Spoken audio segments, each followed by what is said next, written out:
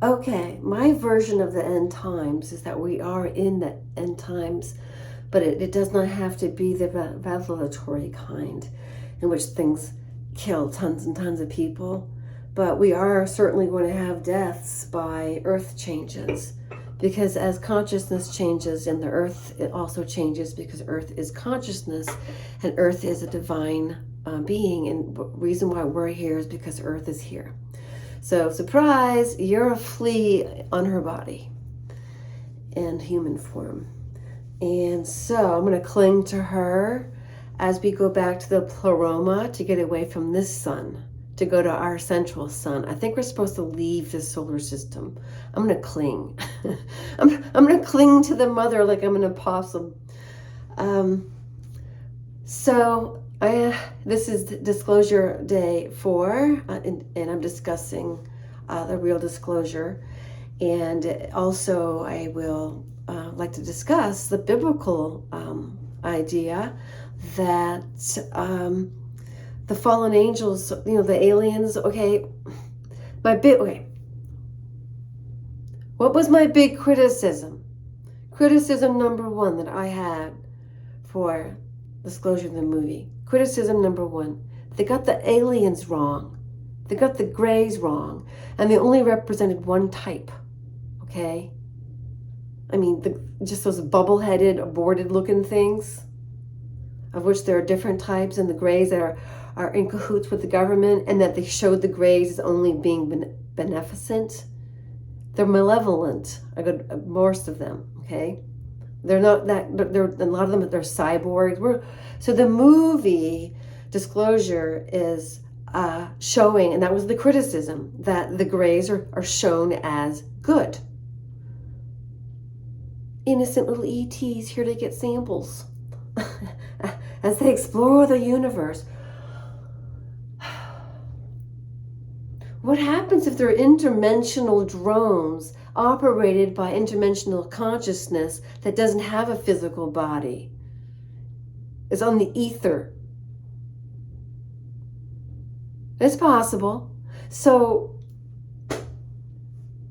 we're in the end times, but just like the Bible is historically wrong with one word. It's not in the beginning. It's in any beginning. Any. This is from Fortune de Saint Germain in his conversations with Crow, 777 Radio. I think it's crow777radio.com.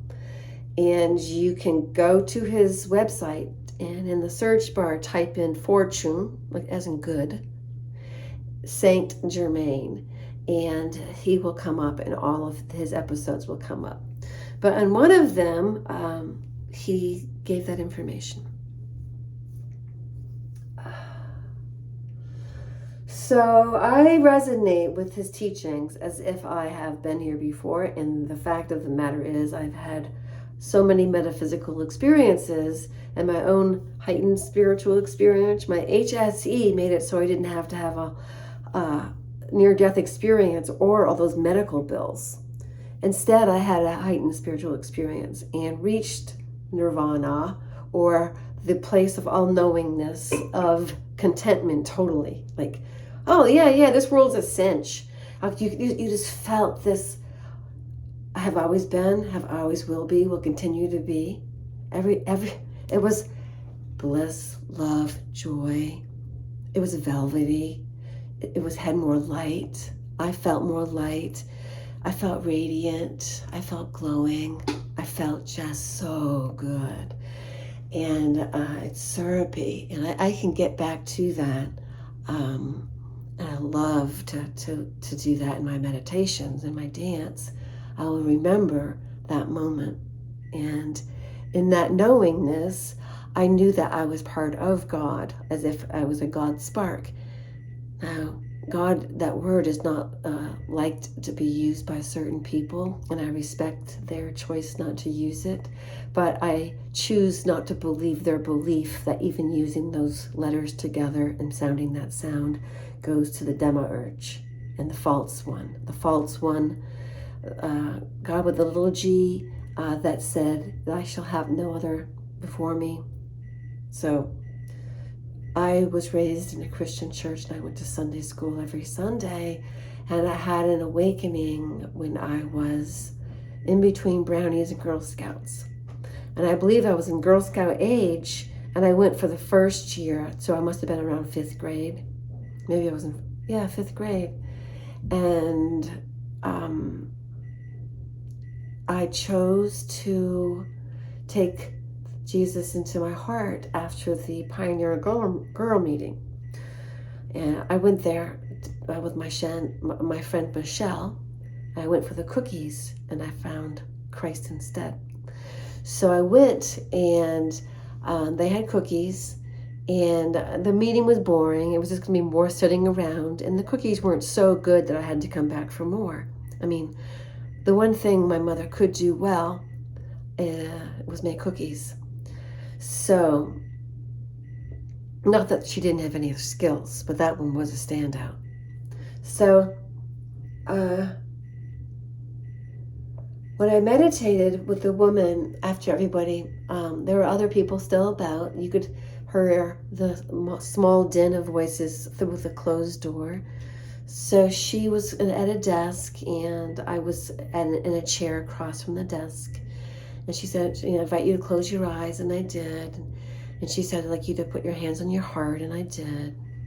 And then she said, imagining the Christ light, the Christos, so that you may accept him into your heart.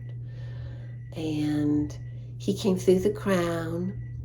And later in art class, I drew this because I painted, and through my painting comes the truth. So as it came through, the whole entire room in my mind's eye filled with gold, and I thought this was normal because I'm a child. So when someone says, okay, you want to formally take Christ into your heart, I signed right up. So I had never done that. I went to the Congregational Church, and I went to also just, what was it? A Presbyterian church? No, it was a Congregational. That's what they are in New England. And they didn't have Presbyterians. They didn't have Methodists. There was Baptists. We had Baptists. I know there was a mosque. They had Catholic places, or a synagogue, I guess, for Jews. I went to one during my Girl Scout earning badges, or maybe it was Brownies, I don't remember. Girl Scouts. I went to a service, Hebrew service, and I also went to a Catholic mass.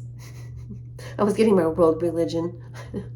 So anyway, it's a badge. It's a badge with Girl Scouts and understanding and appreciating other religions. So, but I grew up with the Bible and all that. And yet taking Christ into my heart and then having that experience, I thought it was normal then to know that the way that the Christ was being depicted in the Bible was not truly accurate. There's enough truth in there to keep you hooked, but there's falsehood in there to lead you astray, my sheep. So that all came as instant knowing, and you can't explain that and talk about it. And you don't teach people that. Because I'm a nobody, I'm a nothing as far as the world would be concerned. But I'm an everything. I am God's spark. I am part of God. I was there at the beginning. I am in the beginning. I'm the Alpha and the Omega. We all are, who have that conscious awareness that we always have been, always will continue to be, and will be forever. And as far as I know, in this reality, and the connection was in the field. The connection was the source field. The word was never God. God's spark came into my word bank and tongue and speak it, so that the experience itself, as I sought to figure the words, it was just no problems. What me worry? There weren't any worry. What? And anything is possible. Anything is possible. And this, when you are in that set state, which is not set, it moves a lot and it's frequency based. So they're like, oh, you can't manifest when you don't know love, and then you end up in a world where there isn't much of it. So, by golly, So I just like, okay, so I'm going to tune into that experience of feeling the Christ light.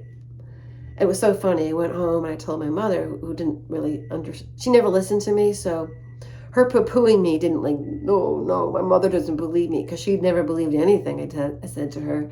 So I held it. Oh yeah, this must just be a really personal experience. and and I told her I didn't have to go to church anymore, and because Christ was now in my heart, and that going to a church was not necessary. I'm in my body, the temples too. And so she said, no, not my lifetime, but she said it not over my dead body. You're going to church every Sunday. So I did until the day I graduated high school. I went to a party late on a Saturday night and refused to go. Took some doing, though. She was brutal. That woman was physically abusive up until the day I left that house. And I felt it was normal because she did it so often. My brother found a contract now that my father has passed, and my mother is in a memory care unit and living in the lap of luxury. She has what she's always wanted. She wanted somebody to cook for her and clean for her, and she has all of that. And she wanted a maid. So she has what she's always wanted. She wanted 4 kids who she abandoned after she abused most of them on all levels. And then she got what she wanted, which was to send her workhorse, my father, out west to live in an arid climate because her sinuses couldn't tolerate the humidity of the east, let alone the southeast. So we had gone from Vermont, New Hampshire, Maryland, and she couldn't take South Carolina. No. So they went off to Arizona, and anyone who knows me, who's been following me, knows that in Arizona I had my adult formative years, and I was a shaman's apprentice, and this Indian's name was Joe, and he took me out into the desert, and we learned power walking and things, amongst many others. I'm just lightly touching upon it because that's not what this video is about. This video is about this disclosure day 4, and that what I'm finding out is that the movie is really propaganda. It's the Greys propaganda. It's promoting them as good people, existences, when they're not. And they're extremely telepathic. They know how to bend our will. So when the scientist guy was doing in the movie Disclosure, with the beard and with the pompous accent, that guy, he very coiffed, like his beard always looked perfectly and perfect. So anyway, he remembered Colin Firth and he, should do a thing together where they get confused identities. People blame each other for things. It'd be funny. A rom-com, also known as one of the most horrific forms of film genre in the world. The rom-com, which is not true. It's like hopium for women. No, men are not good. We have to whip them into shape. So, yeah, good men are not made unless their mothers were abused by men. So my son, I knew how to raise a strong son. And he's not circumcised, number 1. He's natural. He's intact. So what happens in that movie, Disclosure, is they act as if the Greys are just as innocent aliens, and they're coming from outer space where, again, they could be cyborgs, they could be interdimensional, the bodies might not actually be real, they could be actually robotic. We don't know, because that's all the cover-up, and the skeletons and things like that, whatever this release material is, all of that is considered controlled op. David Icke is not controlled op, guys, even though what he has said and his limitation of what he's been known to have said can add to their agenda, and whatever they, who are controlling whatever information gets out, allows, it's because it doesn't threaten their agenda. I mean, in 2020, it was April, and I was telling people not to put one of these things on, and I got banned for an entire year on this platform. I had to go over to BitChute. And they're terrible over there. But yeah, so there's different types of extraterrestrials that come through people. But the deal is we're the ones that are God's spark. So we're the ones that are the powerful ones. And we've been told we'd actually have junk DNA. No, it's dormant. And we're supposed to actually use our own willpower and our minds and our chi, prana, to fire up. Okay, that's disclosure day 4. There'll be more tomorrow.